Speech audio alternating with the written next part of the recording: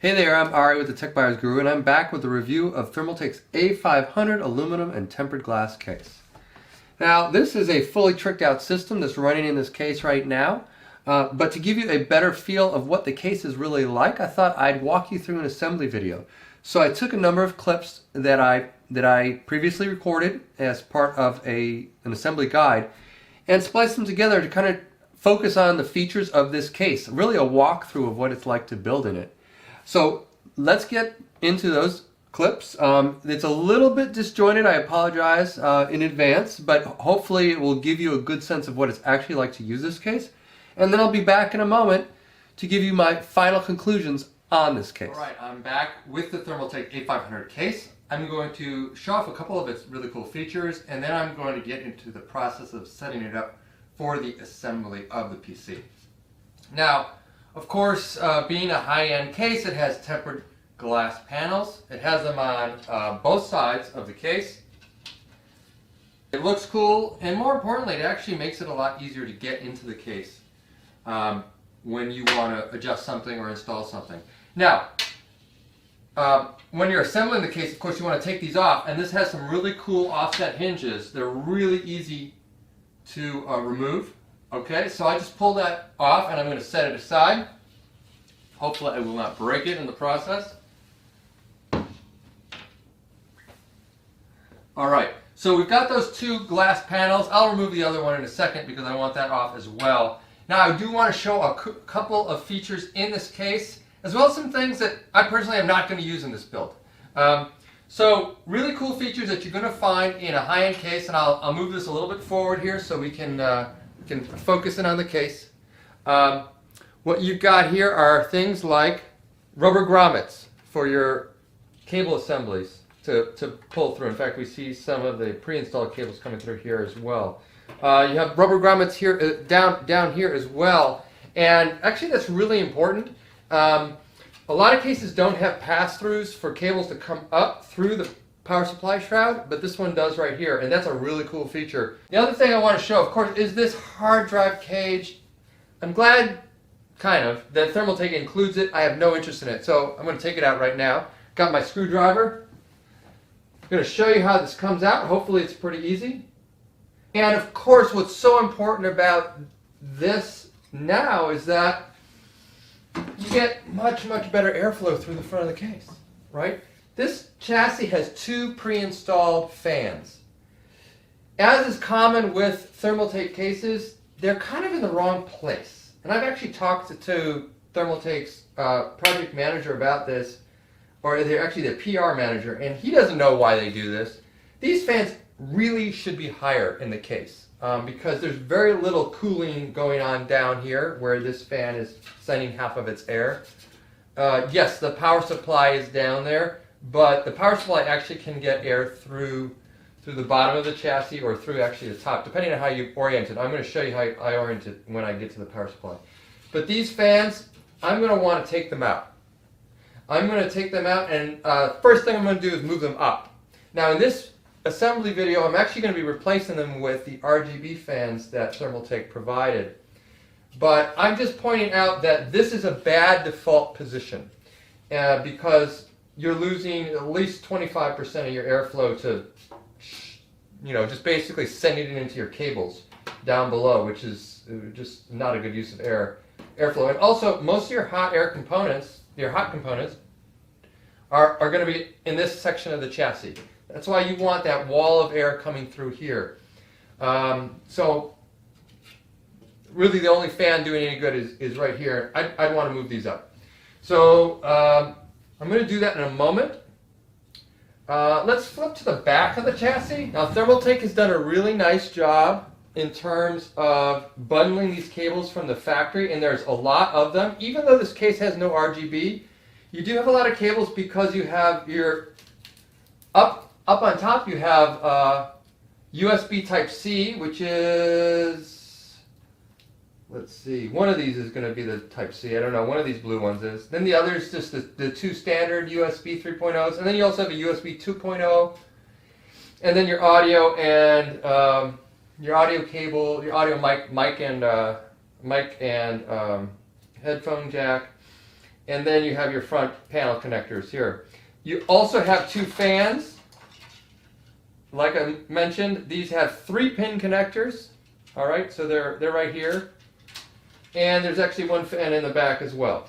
But I like that there's these Velcro management straps and that everything's nicely bundled. Oh, wow, I forgot to mention, look, there's actually 2 more hard drive caddies down here. Let's see if I can get those on camera. So this case comes with 6 hard drive caddies plus this 2.5-inch caddy. That's a lot of hard drive caddies, and I'm going to end up taking these out too. All right, now of course what's in here are the parts. There's secured in here for shipping. Don't forget to take this out. I actually had one reader once return a case because they thought that the manufacturer had forgotten to include the parts. And the parts actually were in the back, in a hard drive caddy, and they hadn't seen it. So don't forget to find your parts. All right, I'm back. I dug through the plastic bag of goodies here. This is one area where Thermaltake is maybe behind a little bit in terms of its competition. This is just a giant plastic bag with another plastic bag in it. And that's not the best for organizing parts. Some of Thermaltake's competitors have taken to kind of having coated boxes or even bags where each bag has, say, a different size screw in it. So I'm going to pull out this last caddy because I'm not going to be using any of these. I want to free up as much airflow as possible. I'm actually curious if I can pull this whole thing out for even more airflow. I think I can. There's a thumb screw here. I don't know what it does. This is all real time here, guys. Yep, look at that. Very nice Thermaltake. I love it. I love it, Thermaltake. Nice job on this. This whole thing came out. That is something I haven't seen with a lot of other cases. I really like it. Look at that airflow. Look at what you're going to see here. Now you've got tons and tons of space for cable management. You can actually also install a big liquid cooler in front. I'm going to be using the top mount for that. But I really like how modular this is. So again, I'm learning along with you here in terms of what can be removed. I'm stripping this case down, and I'm liking what I'm seeing in terms of the modularity.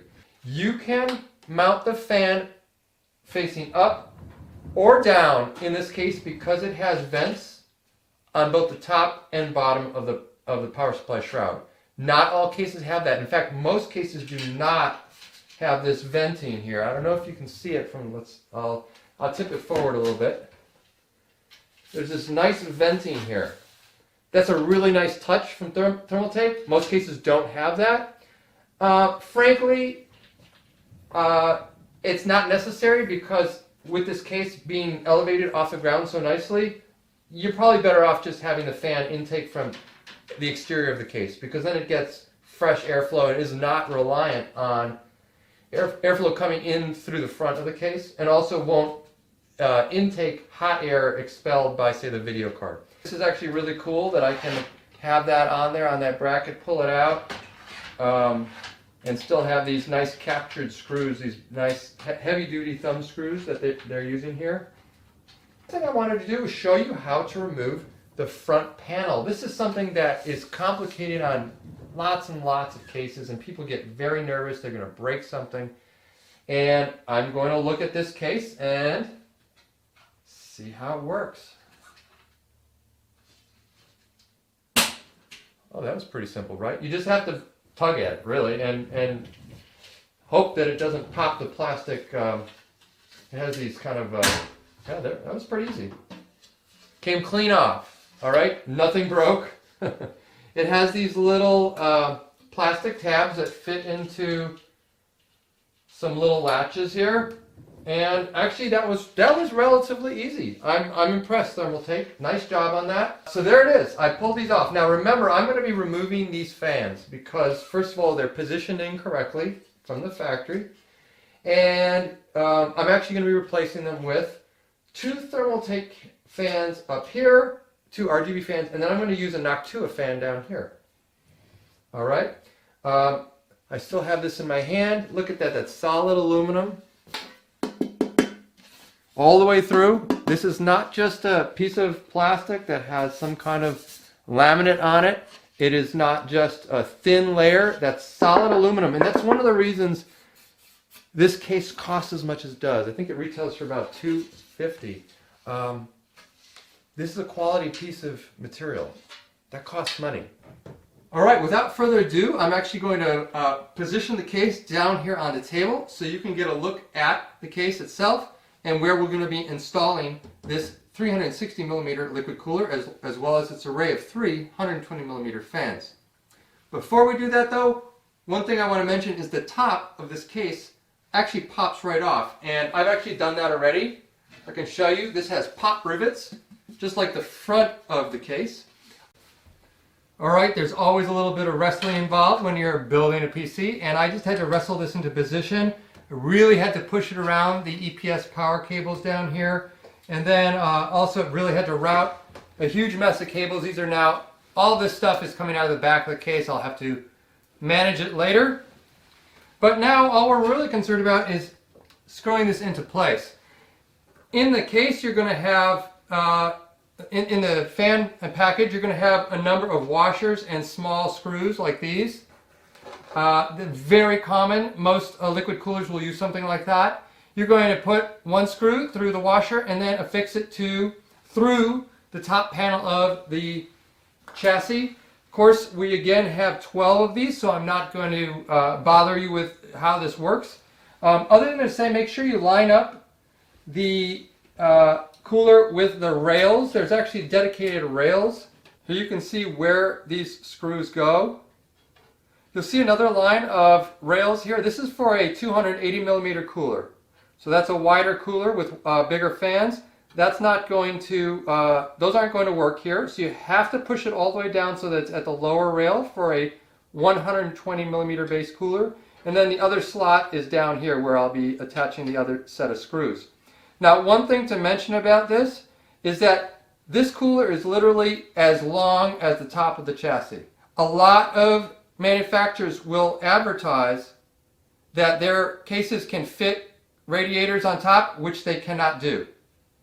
Thermaltake is being very honest here. This is as big a cooler as you can fit, and you can see it's pretty tight. It's pretty tight. But there is clearance around the motherboard. It's not hitting the motherboard heatsink or the RAM. It's been a bit of a pet peeve of mine that a number of manufacturers have provided case samples to the Tech Buyers Guru and included in the specs a certain level of compatibility with liquid coolers which did not exist. And so I'm on a personal vendetta and a mission to make sure that manufacturers don't get away with that. But Thermaltake has done the right thing here. This case does fit this cooler and would fit a 280 millimeter cooler as well.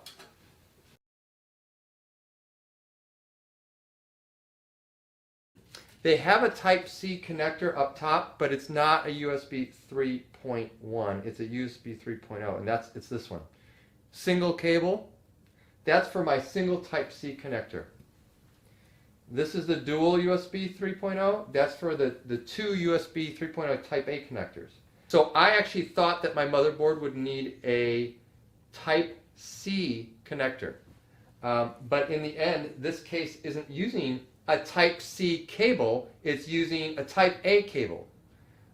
This is what you look. These are the same connectors. So that is confusing. You don't know that out of the box what your motherboard needs. So this right here is the Gen 2 header. It doesn't look anything like a USB 3.0 header. The case uses an old version of Type-C. That right here, this Type-C connector actually uses the USB 3.0 standard, which is not great in 2019 because it uses the same type of connector as the 3.0 ports, and yet I only have one header. Alright, so what was I going to do? I bought an adapter. Now this adapter allows me to use a Gen 1 port on the front of the case with a Gen 2 header. Alright, so you've seen what it was like to build in the case. There were a couple of issues. I didn't love the fan placement in the front. I didn't love that the Type-C USB on top doesn't use what's really the standard USB internal cabling. It used kind of a USB-A cabling or a Gen 1 cabling, which is not great. It was a mismatch with my motherboard and will be a mismatch with a lot of motherboards in 2019 and going forward. The 360 millimeter cooler fit just barely, but it did fit, and I give Thermaltake credit. That's better than a lot of case companies that claim that they'll fit 360 millimeter coolers. So you can see it's running in there. It's working. And then, I thought the case fans themselves were a little cheap for a case that retails for $250. It comes with 3 really bone stock 120 millimeter fans. So the ARG fans that I'm running in here now are a lot better. Not only are they colorful, but they're actually hydraulic bearing fans as well. So it's a great upgrade for this case. But that was pretty much it in terms of major concerns I had, and really none of those are major. So I've upgraded the fans, I've repositioned them in the front. I had to buy an adapter for the USB-C, which was a little bit annoying. I think Thermaltake should probably start including adapters if they're going to ship a case in 2019 that really doesn't conform to 2019 standards. And then, other than that, I would love to see Thermaltake take the next step and match some of its competitors in terms of ease of building. So that might be better instructions and, in particular, better marked parts, like the whole screw set. They just give you one little plastic bag. It's pretty hard to sort through, whereas a lot of other companies have each type of screw in a separate bag. It's a lot nicer. But other than that, I actually think the case looks great. And, in today's world of PC cases, you can buy cases that have high airflow. You can buy cases that have a lot of lighting. You can buy cases that use premium materials.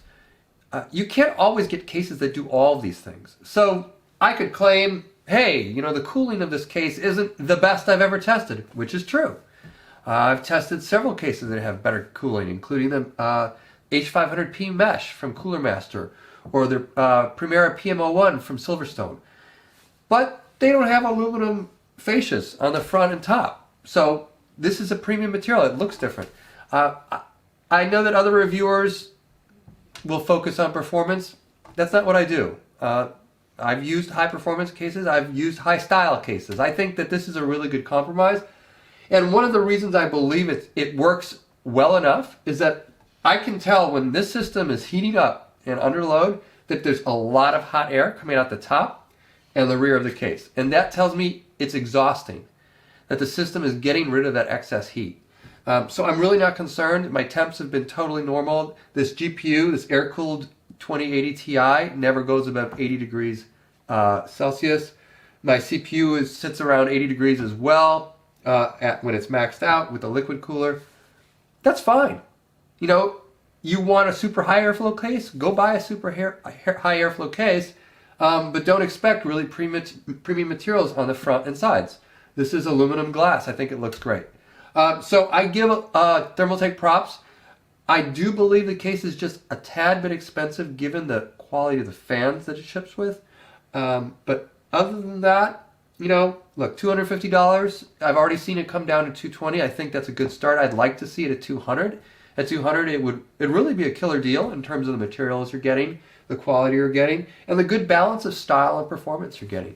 So overall, I give this case, 4.5 out of 5 stars. I actually really like it. Now that I've spent time with it, I think it's a great case. Is it the case for everyone? No. But no case is the case for everyone. No case is the perfect case. I think this is a great case, and I'm pleased to give it 4.5 out of 5 stars, like I said. So congrats to Thermaltake on creating what I think is a really well-balanced case. So again, I'm Ari from the Tech Buyers Guru, and I will catch you next time.